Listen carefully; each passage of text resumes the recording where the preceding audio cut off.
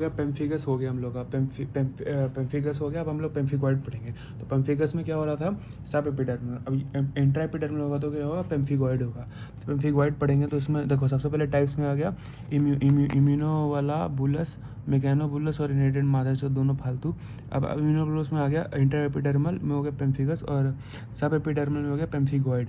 तो अब हम लोग पढ़ेंगे सब पहले यहाँ पे था ये वाला था, क्या था ये वाला, इंट्रा एपिडर्मल था, याद रखना इंट्रा एपिडर्मल था पेम्फिगस इंट्रा एपिडर्मल था, ठीक है।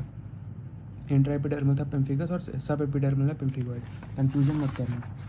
इंट्रा एपिडर्मल सब एपिडर्मल, इंट्रा एपिडर्मल पहले। अब हम लोग पढ़ेंगे सब एपिडर्मल वाला।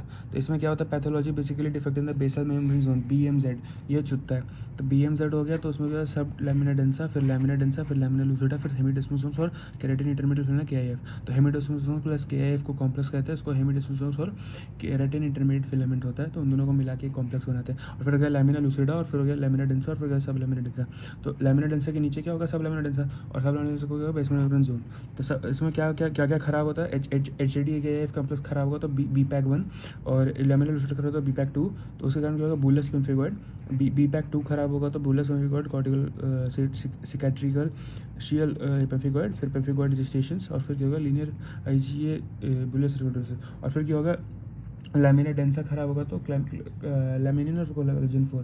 फिर क्या होगा, लैमिना डेंसा, तो उसके कारण क्या होगा, कोलेजन 7। तो लैमिना डेंसा खराब होगा यानी कि ये वाला, और उसके कारण क्या होगा, लैमिनिन और कोलेजन 4। फिर आता है सब लैमिना डेंसा, उसमें क्या होगा खराब, कोलेजन 4। तो फिर क्या है, एपिडर्मोलाइसिस बुला एक्विस्टिटा।